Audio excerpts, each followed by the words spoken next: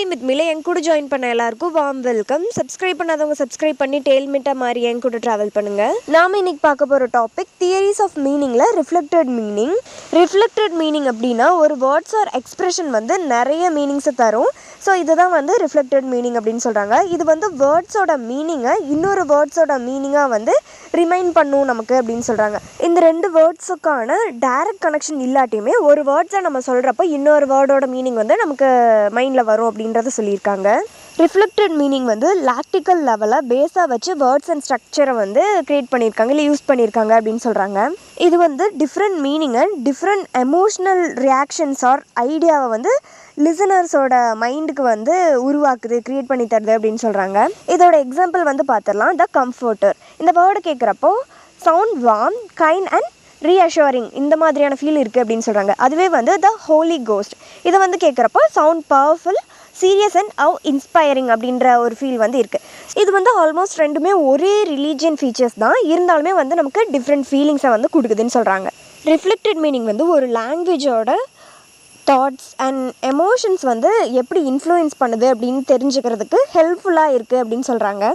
இது வந்து காமனாக literature, advertisement, politics and everyday ஸ்பீச்சில் எப்படி இது வந்து ஸ்பெசிஃபிக்காக எஃபர்ட்ஸை வந்து உருவாக்குது அப்படின்றதெல்லாம் வந்து நமக்கு சொல்லுது. ரிஃப்ளெக்டட் மீனிங் வந்து வேர்ட்ஸோட டேபு ஆர் சென்சிட்டிவ் மீனிங் வந்து காமனாக யூஸ் பண்ணுறதுனாலேயே வந்து ஒரிஜினல் வேர்டோட இன்னசென்ட் மீனிங் வந்து இக்னோர் பண்ணப்படுது, அதை வந்து நம்ம எடுத்துக்கிறது இல்லை அப்படின்னு சொல்கிறாங்க. இந்த டேபோ மீனிங்னால ஒரு வேர்டுக்கு வந்து டேபோ அண்ட் நான் டேபோ மீனிங்ஸ் வந்து இருக்கும். ஆனால் மோஸ்ட்லி பீப்புள்ஸ் வந்து டேபோ மீனிங்ஸை தான் வந்து புரிஞ்சுக்கிறாங்க, அதனால அது வந்து ரொம்ப டாமினேட் பண்ணுது அப்படின்னு சொல்கிறாங்க. இதோட எக்ஸாம்பிள் வந்து நம்ம பார்த்துடலாம்.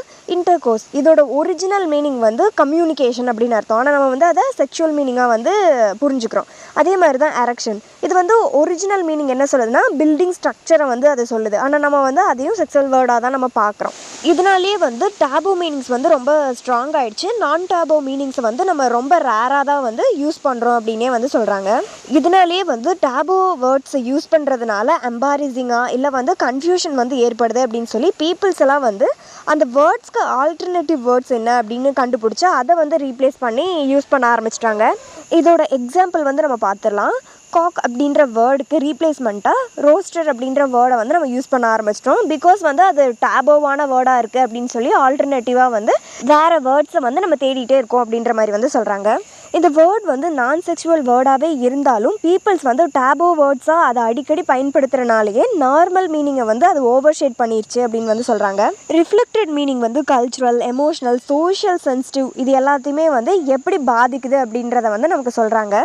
இது வந்து வேர்ட்ஸோட மீனிங் எப்படி மாறுது, அதனால பீப்புள்ஸ் வந்து அவங்களோட ஸ்பீச்சை எப்படி மாற்றிக்கிறாங்க அப்படின்றத வந்து நமக்கு காட்டுச்சுன்னு சொல்லியிருக்காங்க. அதுக்கப்புறம் சிமெண்டிக் வந்து எவ்வளோ இம்பார்ட்டன்ட் அப்படின்ற விஷயத்தையும் வந்து நமக்கு சொல்லியிருக்காங்க. ஸோ இதோட வந்து ரிஃப்ளெக்டட் மீனிங் முடிஞ்சிச்சு. அடுத்து வந்து தியரிஸ் ஆஃப் மீனிங்கில் காலிகேட்டிவ் மீனிங்ஸ்.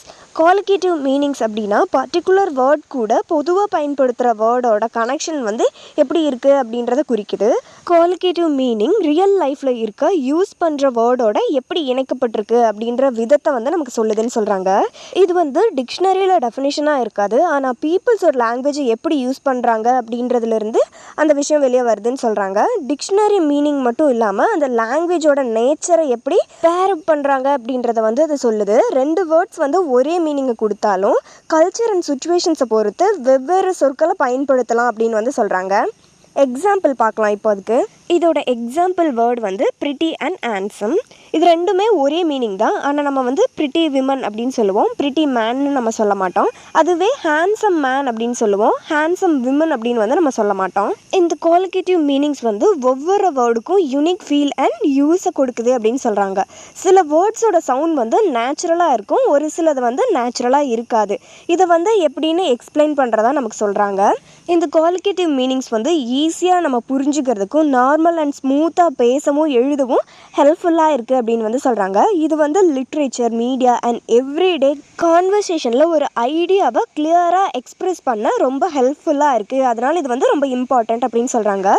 காலிகேட்டிவ் மீனிங்ஸ் வந்து நம்ம வழக்கமாக பயன்படுத்துகிற பிற வேர்ட்ஸில் பெறப்படும் பொருள் அப்படின்னு சொல்கிறாங்க.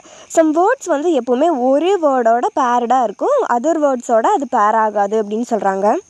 எக்ஸாம்பிளுக்கு வந்து பிக் பிஸ்னஸ் இது வந்து காமனாக நம்ம வந்து யூஸ் பண்ணுறது. ஆனால் நம்ம வந்துட்டு large business or great business அப்படின்னு வந்து நம்ம சொல்ல மாட்டோம். இது வந்து லாங்குவேஜோட ஹேபிட்டுவல் ஆர் யூஷுவல் காம்பினேஷனாக இருக்கும் அப்படின்றத வந்து நமக்கு சொல்கிறாங்க. இதோட எக்ஸாம்பிள் வந்து பார்த்துடலாம். ரெண்டுமே சேம் மீனிங்காக தான் இருக்கும். பட் எப்படி யூஸ் பண்ணுறாங்க அப்படின்றத பொறுத்து அதை பார்ப்போம். ப்ரிட்டி இது விமன், கேர்ள், ஃப்ளார், கார்டன் இது எல்லாத்துக்குமே வந்து நம்ம பயன்படுத்துவோம். இந்த வேர்டோட பேரப் பண்ணுவோம்.